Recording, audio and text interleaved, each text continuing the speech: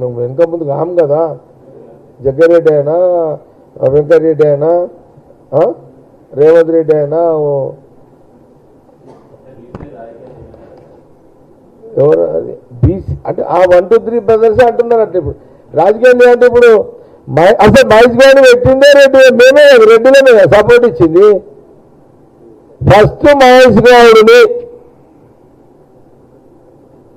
ఆయన first Mahesh Goud PCC ఉండాలి మహేష్ గౌడ్ అని ఫస్ట్ గాంధీ భవన్ చిట్చాట్ చేసి నేనే చెప్పింది. నేను చెప్పిన తర్వాత నేను మీడియా పరంగా చెప్పినా, మీడియా పరంగా చెప్పకుండా అందరు ఇచ్చారు. ముఖ్యమంత్రి రేవంత్ రెడ్డి సపోర్ట్ చేసిండు, వెంకటరెడ్డి చేసిండు, ఉత్తమ్ రెడ్డి గారు చేశారు, అందరు చేశారు. రెడ్డిలతో పాటు ఎస్టీలు బీసీలు అందరూ చేశారు.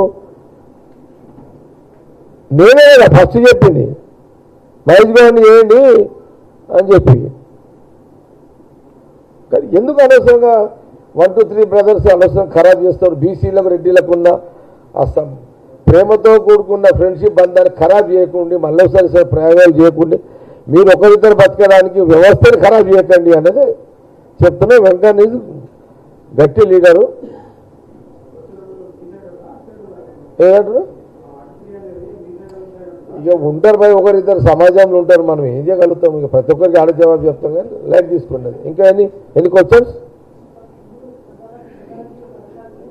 नहीं, नको हो गया उसको, वो छोड़ दो. संगारेड्डी हो गया, दूसरे लाइट भी आ गया हम पूरे. ఇంకేమైనా ఉందా బ్రదర్స్?